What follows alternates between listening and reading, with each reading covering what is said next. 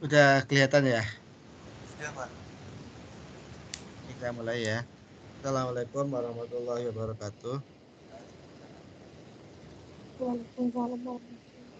Waalaikumsalam warahmatullahi wabarakatuh. Ya, kali ini kita akan membahas tentang PET ya. Tapi di sini saya pakai PowerPoint dari IAIA. Gabungan antara PET dengan CT, tapi kita lebih tekankan kepada PET ya. Positron Emission Tomography.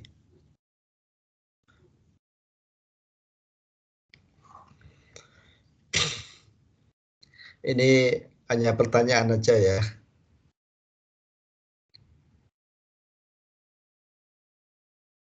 Mungkin nggak usah kita bahas lebih detail ya. Ini objektif dari PowerPoint ini, tujuan PowerPoint ini ya. Yang pertama kita menjadi tahu tentang PET-CT, paham tentang operasional prinsipalnya, desain, self desainnya, dosimetrinya, kita harapannya jadi sedikit tahu tentang ini. Jadi sebetulnya di dalam PowerPoint ini ada 12 PowerPoint, tapi kita tidak akan bahas semuanya ya.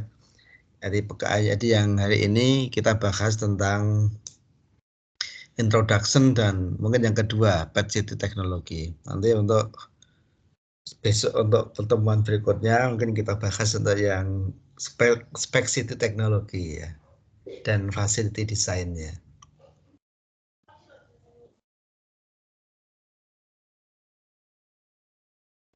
Oke, ini objektif dari yang PowerPoint yang ini ya, itu adalah untuk introduction to PET-CT. Termasuk ada brief history dan some application dan staff and potential and patient use consideration. Ini konten dari PowerPoint yang ini ada tentang PET, CT, dan gabungannya namanya PET-CT. Kemudian ada history, ada cyclotron, ada imaging equipment, dan ada dose consideration. Ya, apa itu PET? PET itu singkatan dari positron emission tomography. Jadi yang dipancarkan oleh radioaktif itu bukan sinar gamma secara langsung, tapi yang dipancarkan sinar gamma itu adalah dalam bentuk positron. Nah, positron ini sebetulnya adalah elektron tapi bermuatan positif ya, seperti elektron bermuatan positif. Nah, positron ini dipancarkan oleh zat radioaktif, salah satunya adalah fluor 18. Nah, ketika positron ini bertemu dengan elektron, maka akan menghasilkan sinar gamma, akan mengalami proses anihilasi. Positron itu hilang. Sebagai gantinya muncul sinar gamma, dua sinar gamma yang arahnya itu berlawanan arah. Sehingga kita bisa menghasilkan sinar gamma dengan arah yang berlawanan. Ini yang menyebabkan PET ini lebih baik daripada spek ya. Kalau spek itu hanya sinar gamma hanya datang dari satu arah sehingga kita kesulitan untuk mendeteksi ini sebetulnya posisi asalnya dari mana. Tapi kalau PET ini karena dia dari dua arah, kita bisa mendeteksi posisi awalnya itu di mana. Gitu. Makanya dia secara resolusi spasial jauh lebih baik daripada spek. Ya. Kemudian PET ini dipakai sebagai functional information. Jadi bukan seperti CT yang bagus secara anatomi, tapi CT ini tidak bagus kalau bicara fungsional. Jadi kalau misalnya ada kelemahan-kelemahan, ada problem dalam tubuh yang dicitrakan di citra pada CT scan, itu betul-betul adanya kelemahan itu tergantung dari dokter yang mengamati. Gitu. Beda kalau PET. Kalau PET ini misalnya pasien kita suntikan radioaktif, pemancar positron. Nah, maka nanti dia itu akan terakumulasi di tubuh kita yang mengalami problem. Sehingga citra yang dihasilkan itu sudah citra yang menggambarkan problem di dalam tubuh kita. Sehingga dia itu bisa dikatakan sebagai functional information. Jadi seperti ini. Ini misalnya, ini secara anatomi memang nggak jelas ya. Ini ya, Pak. Tapi di sini jelas ada problem di sini. Ketika ada hotspot di sini yang warnanya hitam di sini. Hitam nanti bisa kita ganti warna ya. Ini hanya sekedar warna aja. Nah, ini menunjukkan kalau di sini itu ada problem. Karena di sini ada akumulasi radioaktif yang sangat tinggi di situ. Nah, maka PET ini sangat berguna untuk functional information. Kemudian tracer ini diproduksi di cyclotron. Nah, ini yang agak rumit dari PET scan karena kita itu butuh yang namanya cyclotron. Nah, cyclotron ini yang harganya mahal ya. Sehingga boleh dikata investasi untuk PET scan ini sangat mahal, terutama untuk memproduksi cyclotron ini. Karena radioaktif F18, fluor 18 yang nanti menghasilkan positron ini tidak ditemukan di alam ya, tapi ini diproduksi menggunakan cyclotron ini. Ya, dia bisa dikatakan sebagai biological tracer ya. Kemudian nanti menghasilkan hotspot di dalam citra. Hotspot inilah nanti yang menunjukkan apakah ada kelainan atau tidak di dalam tubuh. Tapi ya tadi ya, ada hanya sedikit anatomical landmark. Jadi secara anatomi dia sangat jelek. Tapi secara fisiologi, secara fungsional dia sangat bagus. Jika kalau kita ingin mendapatkan citra yang secara anatomi sangat bagus dan secara fungsional juga sangat bagus, maka citranya bisa citra ini bisa kita hasilkan dari dua modalitas yang berbeda. Misalnya antara PET dan CT, lalu kita gabung, kita lakukan proses namanya fusi ya. Itu bisa dilakukan seperti itu. Nah, ini radiopharmaceutical yang banyak digunakan. Nah, PET yang paling banyak digunakan terutama adalah F18 ya. Waktu paronya 110 menit, hampir 2 jam. Kemudian tracernya atau farmakanya adalah FDG. Nah, ini dipakai untuk glucose metabolism, yaitu metabolisme gula ya. Nah, karena tumor itu suka makan gula, maka FDG dan F18 ini bisa dipakai untuk mendeteksi tumor. Sehingga kalau kita suntik FDG yang sudah kita labeling dengan F18, maka itu nanti akan banyak dikonsumsi oleh tumor, sehingga kita bisa mendeteksi tumor itu ada di mana gitu dan menyebar sampai seberapa jauh ya. Nah, itu yang banyak digunakan. Kemudian selain F18 yang juga sering digunakan untuk keperluan yang lain, misalnya O18. Waktu paronya 2 menit, tracernya berupa water ya. Ini untuk cerebral blood flow ya. Jadi untuk melihat aliran darah pada cerebral. C11 juga digunakan dengan tracer methionine ini untuk tumor protein sintesis. N13 dengan tracer amonia ini dipakai untuk myocardial blood flow. Jadi kalau cerebral itu pakai O15, kalau myocardial untuk jantung itu pakai N13. GA68 itu digabung dengan Dotanok. Nah, ini untuk neuroendocrine imaging. RB82 ini juga untuk myocardial perfusion, ya, itu untuk melihat aliran dari myocardial. Dan nanti kita akan lebih banyak bahas ke F18. Ya, ini yang paling banyak digunakan, terutama untuk kanker ya, karena dia aplikasinya ini untuk glucose metabolism ini, metabolisme dari gula. Ini kalau rumus dari glukosa seperti ini kira-kira ya, rumus gula yang akan banyak dimakan oleh tumor nanti. Nah, ini di sini OH-nya, salah satu OH-nya kita ganti. Kita ganti dengan F18. Nah, F18 ini pemancar positron ya. Maka jadinya nanti dia 2-deoksi 2F18 fluorodeglukos di sini. Ini yang most widely used PET tracer ya, yang paling banyak digunakan untuk tracer pada PET scan. Yang digunakan adalah glucose utilization, dan ini taken up avidly by most tumor. Dia diambil secara semangat ya, diambil secara semangat oleh kebanyakan tumor. Ya, tumor ini rakus sekali kalau ketemu dengan glukosa ini. Ya, sehingga nanti kita bisa melihat kalau misalnya di situ glukosa terkumpul di suatu titik, ya, berarti karena dia dimakan oleh tumor. Nah, berarti itu menunjukkan bahwa posisi tumor ada di situ gitu. Ini yang banyak digunakan ya. Ini FDG. Ya. Jadi apa namanya? Fluorodeglukos ya. Jadi fluor yang digabung dengan glukos. Nah, ditempelkan ke glukosa di sini. Ya, ini FDG metabolism ya. Tapi tidak seperti glukos, FDG terjebak ya, terjebak di tumor ya. Nah, ini nanti hasil dari PET.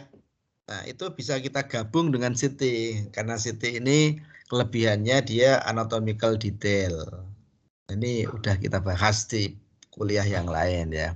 Tetapi kelemahan dari CT itu cannot differentiate between active and benign disease. Jadi dia tidak bisa membedakan antara aktif dan benign dan tumor ya. Dan PET ini dan CT ini tentu lebih baik secara resolusi dari PET ya. Dan dia good dynamic range bone to tulang. Memiliki rentang dinamika yang sangat baik dari yang paling padat seperti tulang sampai bagian tubuh yang paling renggang seperti lung, seperti paru-paru. Nah, CT scan bisa mendapatkan citra semua itu dengan sangat baik. Maka nanti hasil dari PET CT, hasil dari citra PET dan hasil dari citra CT bisa digabung membentuk yang dinamakan dengan nama PET-CT ini. Combine the functional information with the anatomical detail. Hasilnya seperti ini. Jadi secara anatomi dia kelihatan banget dan secara fungsional juga kelihatan. Ibaratnya orang awam pun tahu gitu. Tumornya ada di mana, sejauh mana gitu ya. Dan karena di sini penggabungan dua citra, maka accurate anatomical registration ini menjadi sangat penting ya. Jadi kalau registrasi dua citra itu tidak tepat, ya hasilnya bisa meleset di sini ya. Nah, ini higher diagnostic accuracy than PET or CT alone, dan ini lebih baik ya, secara diagnostik ini lebih akurat, lebih tinggi dibanding hanya PET saja atau CT saja. Kalau PET saja secara anatomi bagus, tapi fungsional tubuh tidak kelihatan. Kalau hanya PET saja fungsional tubuh bagus, tapi anatominya nggak kelihatan. Jika posisi tumor itu sulit untuk diamati. Nah, menggunakan PET CT ini, maka tumornya ada di mana, posisinya di mana. Nah, ini sangat mudah untuk diamati. Nah, ini kalau secara histori ya. Jadi PET-CT ini diawali dari penemuan cyclotron ya oleh Lawrence yang udah kita bahas itu ya. Jadi cyclotron ini ditemukan di tahun 30-an. Kemudian annihilation coincident detection. Jadi deteksi peristiwa koinsiden antara sinar gamma yang dihasilkan oleh PET ini terdeteksi oleh Brunel dan Sweet di tahun 53. Kemudian transaksial tomografi ini sudah diamati ya di tahun 75. Kemudian produksi karbon dioksiglukos ini ditemukan oleh Sokolov di tahun 77. Nah, FDG PET, nah ini ditemukan tahun 79 oleh Relfix. Kemudian multi-slice tomograf dan PET cyclotron ditemukan di tahun 80-an. Nah, cyclotron sendiri ya apa namanya? Kemudian clinical PET application, PET saja, clinical PET application ini dimulai di tahun 90. Nah, penggabungan antara PET dan CT ini mulai terjadi di tahun 2000, jadi PET CT. Nah, sekarang sudah hampir 20 tahun ya penggabungan PET CT ini. Nah, di Indonesia ini masih sangat jarang karena di Indonesia itu center apa namanya? Center kedokteran nuklir ini jarang ada ya. Di Jawa Tengah ini yang ada misalnya baru Karyadi ya. Dan saat ini Karyadi sendiri pun belum memiliki PET CT ini.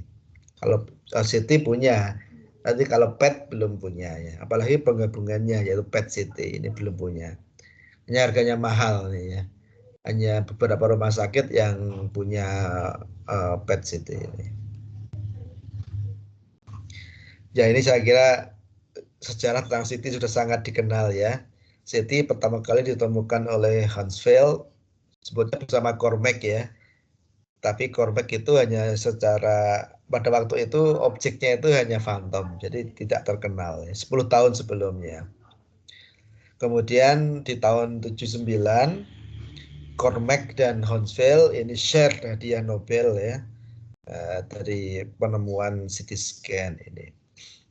Kemudian first clinical CT scanner diinstal di tahun 74. Dan pada awalnya dia itu hanya untuk kepala ya. Kemudian di tahun 76 ini mulai dikenalkan sistem donat itu yang ada tengahnya ada lubangnya itu oleh siapa namanya itu? Siapa namanya ya? Lupa saya. Bradley itu siapa namanya? Lupa saya. Kemudian ini masih sejarah tentang CT ya. Pada awalnya CT scanner ini butuh several hours. Beberapa jam untuk mendapatkan raw data untuk satu single scan ya. Dan untuk rekonstruksi citra itu butuh waktu semalaman gitu. Nah untuk saat ini dalam 1 detik kita bisa mendapatkan, kalau di sini dikatakan 64 slice ya, tapi sekarang bisa sampai 300 lebih ya. Ada saat ini yang menggunakan sampai 360 slice per detik itu. Dengan matrik ukurannya 512 kali 512. Sehingga entire chest itu can be scanned in 5 to 10 second ya. Jadi keseluruhan dada pasien itu hanya bisa di-scan dalam waktu 5 detik atau kalau sekarang malah kurang ya. Dengan apa namanya? Dengan sekali putaran dan coveragenya bisa mencapai 20 cm. Nah, itu apa namanya? Seluruh chest itu bisa hanya di-scan dalam waktu 1 detik kalau sekarang kan ya. Jadi jauh lebih cepat. Ini kalau untuk PET ya. Jadi apa namanya Ter-Bogosian ini dia memprepare radiofarmaceutical untuk eksaminasi Henry Wagner ya. Ini pada saat PET pertama kali dikenalkan di tahun 75 ya. Jadi artinya yang jadi kelinci percobaan itu ya mereka sendiri ya. Jadi ketika PET mulai ditemukan itu ya. Ini fotonya seperti ini. Ini untuk cyclotron yang modern seperti ini. Ini diinstal di rumah sakit ya. Ini yang mahal tuh ini sebetulnya, terutama yang sangat mahal, cyclotron. Cyclotron itu adalah pemercepat dari partikel ya. Jadi nanti reaksi nuklir yang akan menghasilkan PET, yang akan menghasilkan F18 itu di sini. Jadi ini ada namanya cyclotron. Nanti kita akan lihat ya. Jadi nanti ada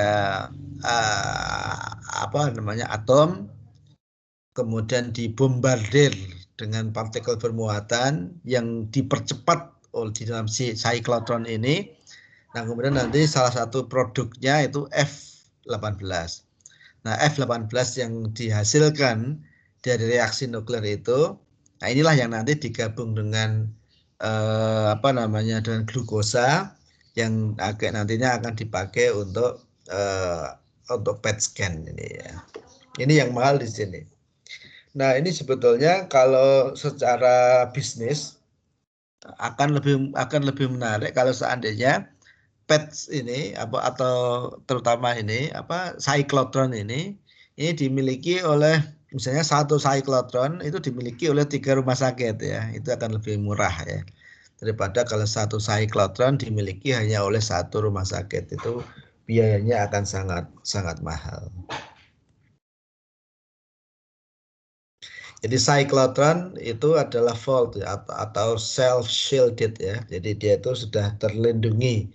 Jadi sistem proteksi radiasi sudah include atau inherent di dalam sistem cyclotron ini ya. Nah, mana tadi? Ini ya. Jadi dia itu safest solution can be higher energies with higher production capabilities. Dia shell shielded ya. Dan dia memiliki have fixed energy. Compact for orbital nuclear medical department, have simple control and operation with easy maintenance without skill personal. Ya, sudah didesain ya secanggih ini ya. Ini kira-kira gambaran dari cyclotron. Nah, ini cyclotronnya nanti di sini ini cyclotronnya sudah dalam bentuk terlindungi oleh PB ya. Ini adalah biosynthesizer ya untuk mensintesa mensintesa radiofarmakanya. Nah, ini adalah komputer terminal ya, di mana para tenaga medis akan bekerja dari situ. Nah, ini gambar foto dari PET CT untuk merek yang berbeda ya. Yang atas itu tidak tahu tuh, yang bawah juga apa itu mereknya ya. Jadi di sini ada dua sistem ya. Yang depan ini adalah PET, yang belakang ini adalah CT. Jadi PET CT jadinya ya gabungan. Ini juga sama. Ini ada dua donat ini, dua genre. Genre untuk PET sinar gamma dan genre untuk CT ya. Ini yang harganya mahal jadinya ya. Nah, ini mobile PET ini. Nah, ini di luar negeri sudah ada ya mobile PET. Nah, mobile PET CT bahkan ya ini ya. PET CT scanner ini dimuat dalam satu mobil ini ya. Ini juga sama ya. Ini juga sama sehingga dia bisa keliling ke suatu negeri ya dengan PET CT yang mobile ini. Kalau di Indonesia belum ada ya. Jangankan yang mobile, yang terinstall di rumah sakit aja masih sangat-sangat jarang. Nggak tahu sekarang ada berapa yang sudah memiliki PET CT ini. Kurang tahu juga.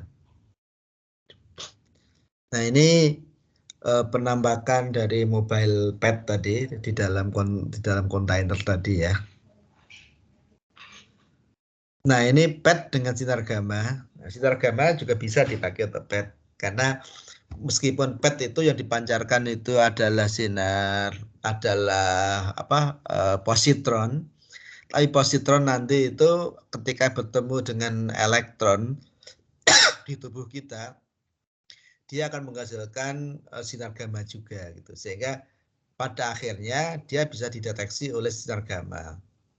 Nah, tetapi kalau kita ingin lebih khusus ya memang butuh detektor secara khusus sehingga nanti kita bisa mendeteksi peristiwa koinsiden. Kalau pakai gamma kamera biasa, peristiwa koinsiden ini nggak bisa kita deteksi. Nah, ini clinical application untuk untuk PET ya. Yang pertama untuk onkologi ya, untuk bagian tumor itu paling banyak. Jadi ini aplikasi PET CT di Belanda ya, di UK, di Inggris. Yang paling banyak itu untuk onkologi. Jadi sekitar 85% itu dipakai untuk onkologi, untuk mendeteksi tumor, mendeteksi kanker. Terutama yang dia sudah mengalami metastasis ya. Nah, itu kita bisa deteksi dengan sangat akurat menggunakan PET ini. Kemudian dipakai juga untuk kardiologi, untuk jantung, itu 5%.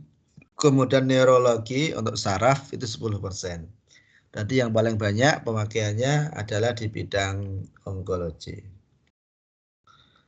Nah, ini salah satu peranan atau penggunaan PET-CT di bagian onkologi, di bagian tumor ya. Dia bisa mendiferensiate antara benign dengan malignan. Jadi antara tumor jinak atau tumor ganas itu bisa dideteksi menggunakan PET-CT ini. Kemudian juga bisa digunakan untuk staging ya, untuk membuat stadium. Jadi orang ini stadium berapa. Dan nanti karena ini kita dapatkan citra 3 dimensi, penyebaran tumor sampai di mana itu bisa diikuti dengan sangat baik ya. Kalau hanya CT saja nggak kelihatan ya. Ini contoh nih.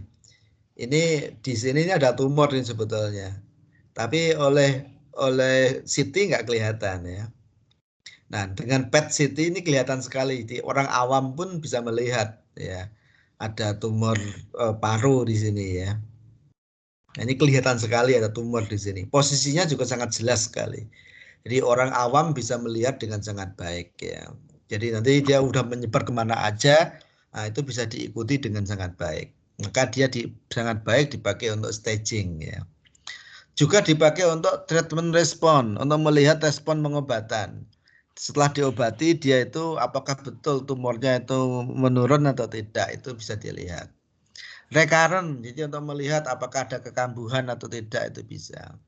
Nah, dan ini yang paling banyak digunakan saat ini itu untuk radioterapi treatment planning. Jadi untuk treatment planning itu saat ini sudah menggunakan PET-CT ya. Sehingga kita bisa melakukan lokalisasi tumor dengan sangat baik. Karena selama ini untuk membuat kontur tumor itu dasarnya adalah dokter berdasarkan pengalaman. Yang bisa jadi itu keliru ya, tidak tepat sebagaimana kalau kita menggunakan PET-CT ini. Nah, kalau kita menggunakan PET, maka batas-batas tumor itu sangat tepat bisa dapat ditentukan ya. Tumor itu sebesar apa atau sekecil apa, di mana posisinya bisa sangat mudah ditentukan. Ini makanya dipakai untuk radioterapi treatment planning ini. Ini untuk onkologi ya.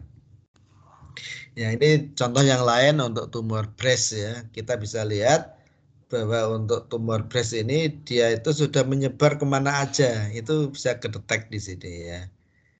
Nah, kalau kita hanya menggunakan CT nggak kelihatan. Tapi kalau dengan PET-CT ini kelihatan sekali. Dia sudah menyebar ke mana saja. Ini untuk disease progression. Jadi untuk mendeteksi perkembangan penyakit ya.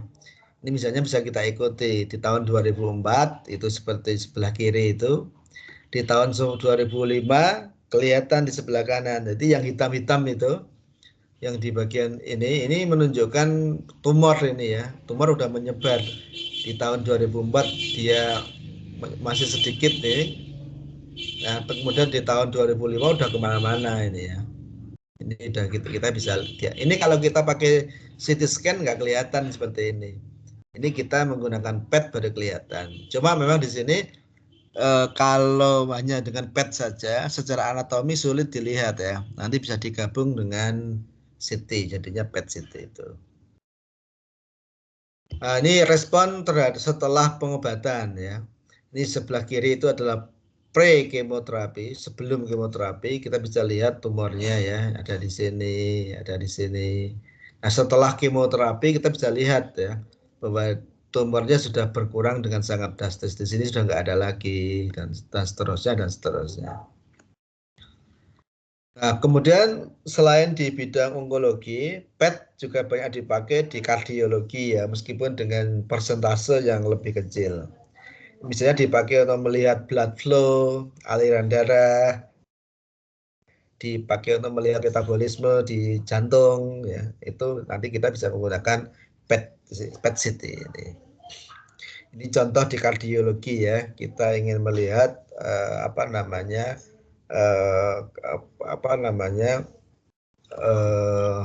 melihat thickening.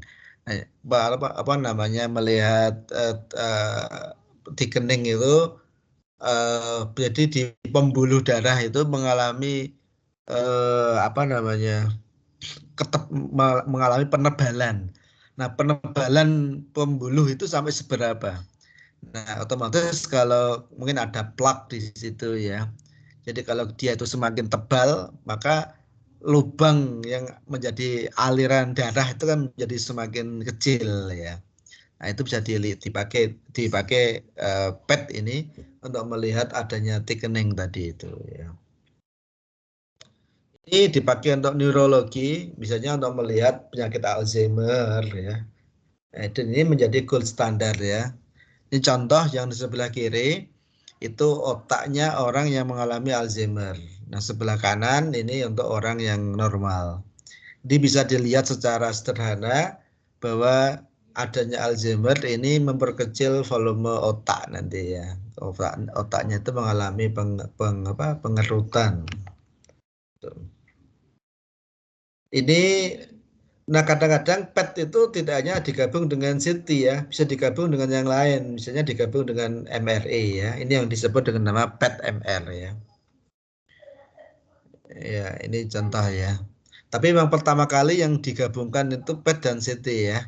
Dan dalam perkembangannya nanti bisa digabung dengan macam-macam ya. PET dengan MRI, kemudian apa namanya, spek dengan CT, spek dengan MRI, ini bisa digabung ya. Ini contohnya untuk citra kepala ini ya, untuk perfusi ini.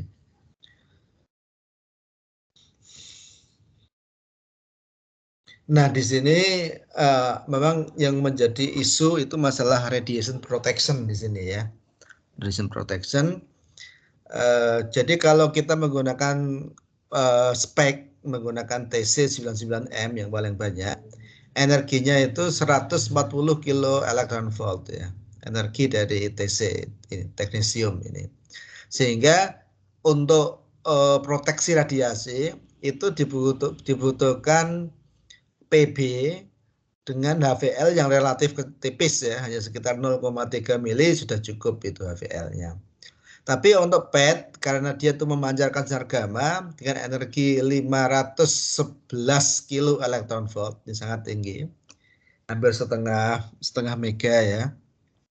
Maka di sini dibutuhkan PB yang lebih tebal ya, karena energinya lebih besar ya. Di sini paling tidak untuk AVL dibutuhkan 4 mili, jadi hampir 10 kali lipat lebih tebal ya dibanding kalau penggunaan TC99M. Ini untuk nero beam, bahkan untuk nero yang besar, untuk beam yang besar, atau broad beam, ini apa namanya, HVL-nya itu butuh sampai 5 mm.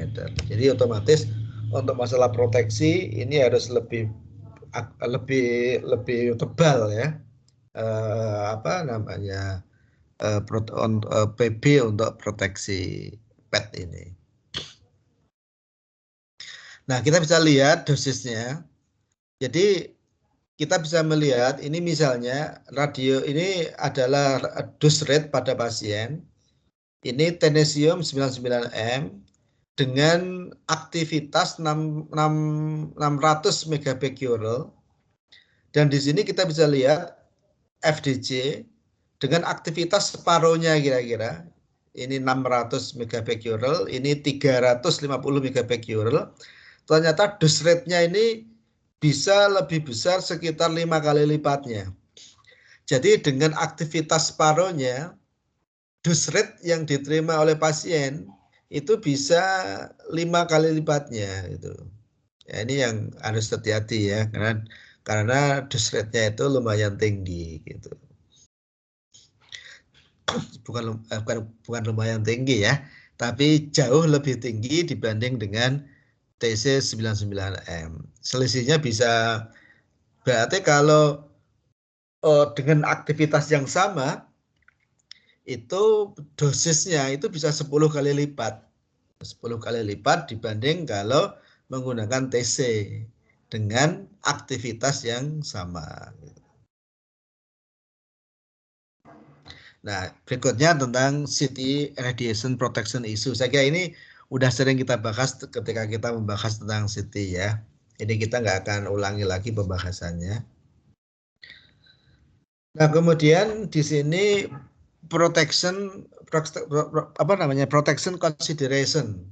Nah, kalau kita menggunakan PET ya, ini karena tadi foton yang dipakai itu energinya besar, sehingga foton itu daya tembusnya juga ikut besar. Sehingga karena foton daya tembusnya itu besar, maka betul-betul yang harus diproteksi itu adalah staf dos, ya, staf ya. Karena bisa jadi radioaktif itu nanti akan sampai kepada kalau proteksinya nggak bagus, itu nanti bisa kena para staf di situ. Sehingga dosis in adjacent areas, jadi dosis pada daerah yang berdekatan. Ini butuh butuh proteksi yang sangat bagus. Facility desainnya juga betul-betul diperhitungkan. Protection equipment-nya harus betul-betul diperhatikan. Dan kita membutuhkan heavier shielding yang lebih tebal ya. Nah, dibanding kalau hanya menggunakan spek di sini. Nah, kalau di CT yang perlu diperhatikan itu dosis pada pasien ya. Dan scatter radiation pada personal ini sebetulnya tidak terlalu besar sih. Ya. Jadi kesimpulannya ya saat ini PET CT ini banyak digunakan untuk keperluan medis terutama di bidang onkologi ya, terutama ya. Kemudian PET ini bisa digunakan karena dia reveal site of unusually high metabolic activity. Jadi dia bisa mendeteksi aktivitas metabolisme yang tinggi dari gula ya. Sehingga dia bisa digunakan untuk mendeteksi adanya tumor yang dia sangat rakus dengan adanya glukosa. Sehingga metabolisme glukosa di dalamnya akan sangat tinggi. Nah, karena dia menggunakan energi yang relatif tinggi, yaitu 511 kilo elektron volt, dan daya tembusnya jauh lebih tinggi dibanding kalau teknesium 99 M, maka untuk proteksi radiasi ini butuh lebih diperhatikan ya. Kemudian shielding juga butuh lebih tebal dan lain sebagainya. Kemudian ketika penggabungan antara PET CT ini betul-betul harus diperhatikan masalah registrasinya harus betul-betul diperhatikan. Jangan sampai itu tidak tepat ya. Kalau tidak tepat, nanti penggabungannya juga hasilnya itu tidak tepat. Nah, itu kira-kira materi pengantar tentang PET CT ini. Mungkin ada yang mau didiskusikan terkait dengan PET CT ini. Silakan kalau ada yang mau didiskusikan. Nanti untuk lebih detail tentang PET CT, teknologinya bagaimana, prosesnya bagaimana, kita akan bahas di pertemuan selanjutnya ya. Ini pengantar untuk PET CT saja. Ya, silakan kalau ada yang mau didiskusikan.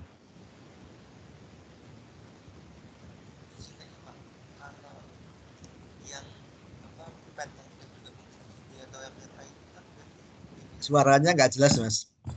Itu mungkin mic-nya belum dibesarin.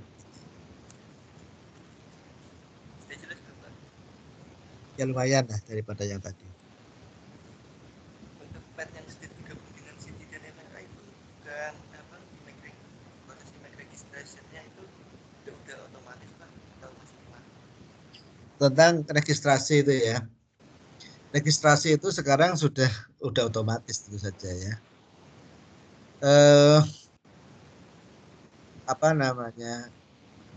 Tapi memang meskipun otomatis, meskipun sudah dikembangkan sedemikian rupa, ya tetap limitasi itu masih ada ya. Terutama untuk kasus-kasus yang mengalami deformasi ya. Seperti jantung misalnya.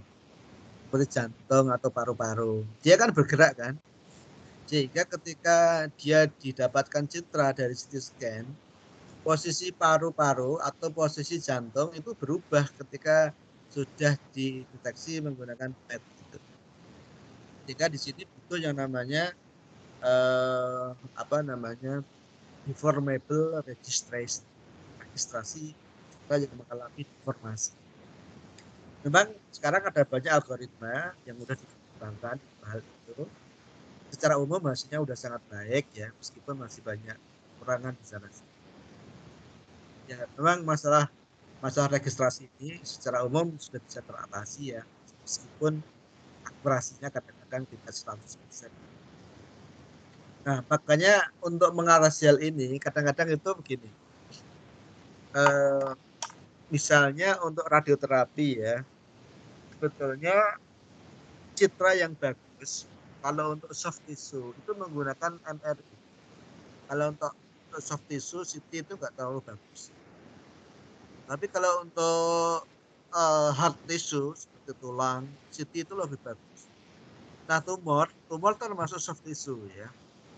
Sehingga sebetulnya akan lebih bagus kalau kita ingin mendeteksi tumor dan melakukan contouring tumor itu di citra MRI, bukan di citra CT.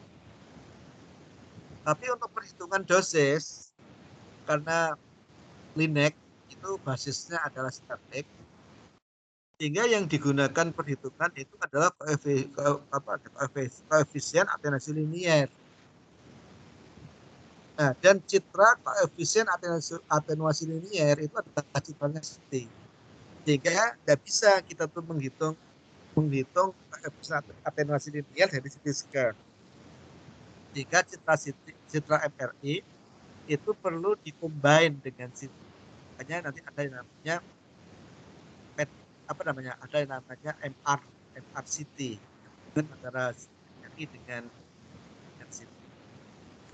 Tapi problemnya adalah masalah registrasi yang meskipun sudah ada algoritma untuk registrasi yang cukup akurat, tetapi akurasinya kadang-kadang itu nggak cukup tinggi.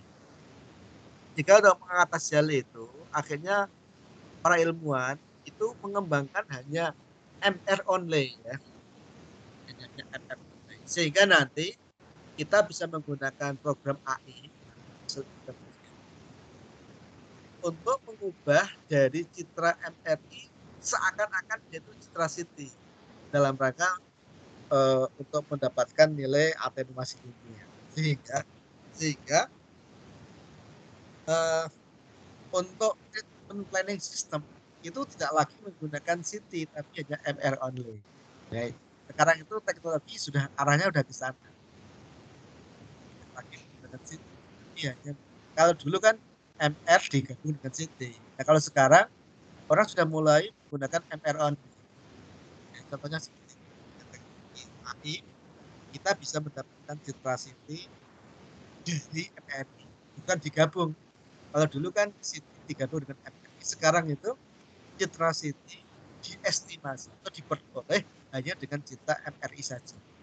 AI itu mungkin untuk dilakukan. Dan sekarang risk ke arah sana sudah sangat maju. Jadi kalau seandainya kita ingin bekerja mengembangkan algoritma sangat banyak peluang. Nah, registrasi ini juga masih meskipun sudah banyak algoritma yang digunakan, tapi memang akurasi terus itu barangkali registrasi.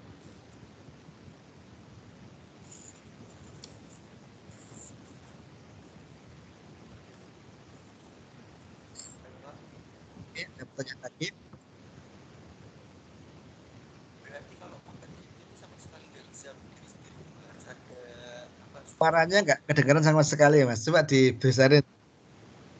Sudah Atau, atau ditulis saja, ditulis.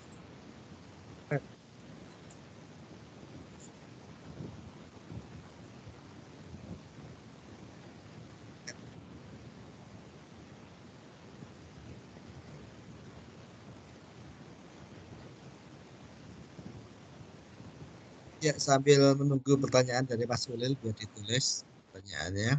Ada yang ingin bertanya lagi?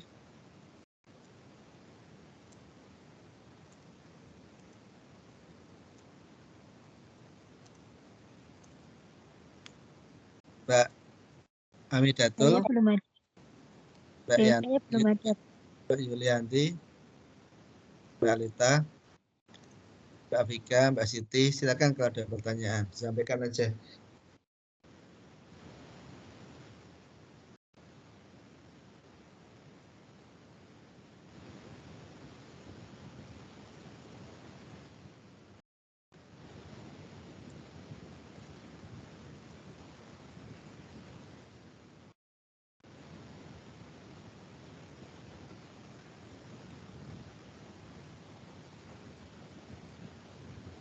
Jadi pertanyaan dari Mas Ulil sudah masuk.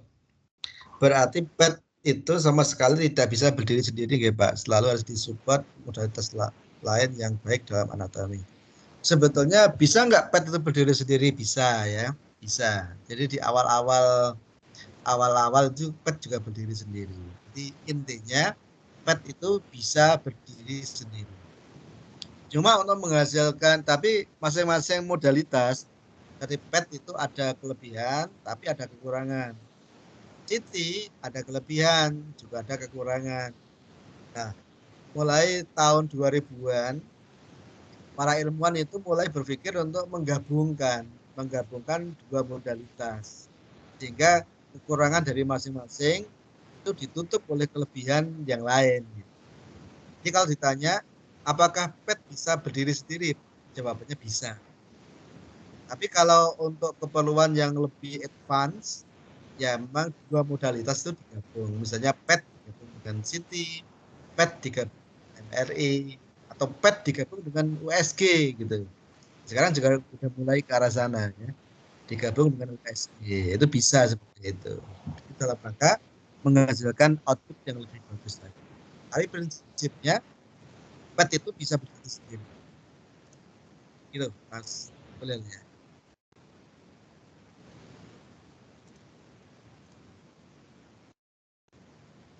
Oke, ada yang lain?